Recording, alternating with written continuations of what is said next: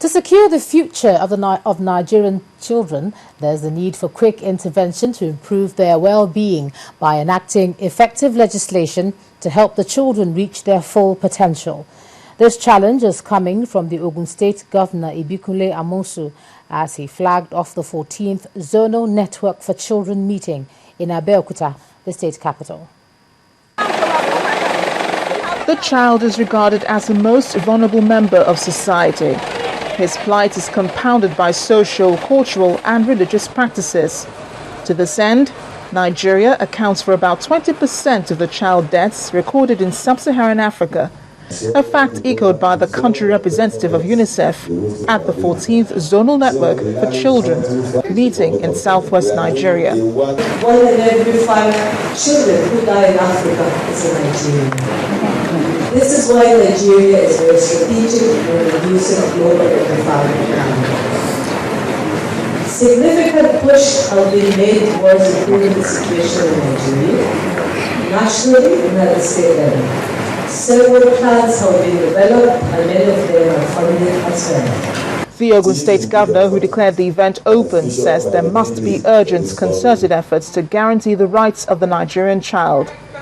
It is indeed unfortunate that the future might remain bleak for this vulnerable loss if urgent steps are not taken by the stakeholders in the society to avert the growing disaster. It is definitely equally not enough for us to keep on deliberating. It is not also enough for us to keep stepping up on our efforts here towards attaining the Millennium Development Goals. Rather, this is the time for action. This is the time for calculated and deliberate acts that will not only help us to discharge our responsibility as adults, but aid the fulfillment of the rights of our children and preparing them for the future. Governor Moso has also reiterated the commitment of his administration towards policies and programs that would aid the development of the innate talents of the child. Participants at this meeting believe that the suggestions and recommendations from here will further ensure that the Nigerian child is protected against practices inimical to his growth and aspirations. As part of measures to combat crime and other criminal offences, the Imo State Police Command has trained 134 police officers in the area of special arms handling. During the passing out parade of the trainees in Owerri, the state capital, the Imo State Commander of Police, Mr. Mohammed Katsina, said the program aims to acquaint the officers with the new ways and technologies of combating crime. Men and officers of the Nigerian police across the state gathered at the venue for the passing out ceremony of the trainees who have just completed 2 weeks intensive training in professional handling of firearms, techniques of rescue in kidnap incidents, and other related offences. We've just trained 134 men that have just passed out, and we expect that these men, when they are sent back to their various divisions, they are going to be proactive. You can see that there are some of them, since they passed out from their initial recruitment training, they have not had any serious training program, especially on weapon handling. With what we have seen now, they will go back to their divisions and they will be very productive, they will be useful, they will respond to difficult situations promptly. I handle rifle, I can combat crime, combat armed robbers. By God's grace, I can do all things. There were various displays of what had been learned during the exercise, like stripping and assembling of firearms, martial arts, rescue operations during kidnap, and display of combatants. While commending the trainees, the Imo State Police Commissioner Mohammed Katsina congratulated them for their perseverance and endurance during the training. He said the skills acquired will go a long way in reducing crime. You stood with all sense of agility of an eagle, patient like the vulture, courage like the lion, intimidating presence like the elephant. But in order to check the excesses of hoodlums or of undesirable elements, you will need to also get yourself in proper position in order to confront whatever intimidating structure they put on ground. The occasion came to an end with a presentation of awards to outstanding officers who excelled during the training.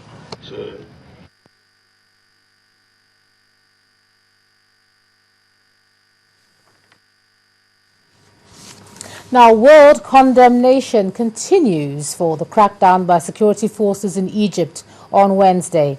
United States President Barack Obama says the country is on a dangerous path, urging the government to reject violence and adopt a process of national reconciliation.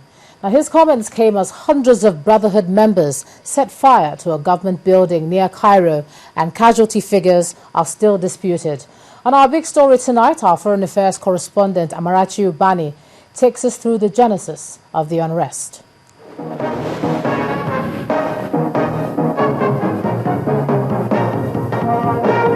It's been months since Egypt saw anything like the violence that occurred on Wednesday. Images from the clashes between security forces and Morsi supporters are only reminiscent of the kinds that took place 3 years ago that toppled Hosni Mubarak's government. The country's armies say they have the backing of the Egyptian people who desire change, but it is now clear that that change comes at a price, as even members of the Muslim Brotherhood are also Egyptians. Their protests began when Mohamed Morsi, a democratically elected president, was removed by the army. He's been taken to an unknown location, denied access to the public, save for the EU foreign policy chief, Catherine Ashton, who paid him a visit and said he looked well and was allowed to read newspapers. The international community refused to term the ouster a coup. Former Nigerian External Affairs Minister, Professor Bolaji Akinyemi, explains why. It is true that the Muslim Brotherhood won an election, and Morsi became the president. He then started to rule by decrees.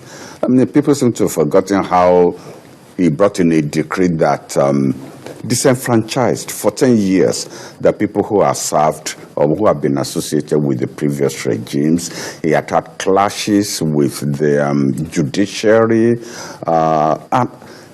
There was absolutely no doubt that he was behaving himself was starting to behave undemocratically. The Muslim Brotherhood demanded not only his release but reinstatement.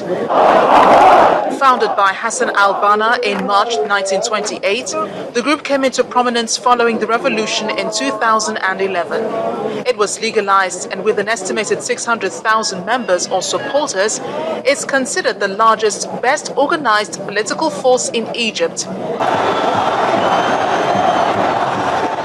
Mr. Morsi tried to douse fears of being a sectarian president by promising to be a president for all Egyptians. After temporarily granting himself unlimited powers to protect the nation from the Mubarak-era power structure, he began to rule via decree, and then the protests started. They became worse following severe fuel shortages and electricity outages.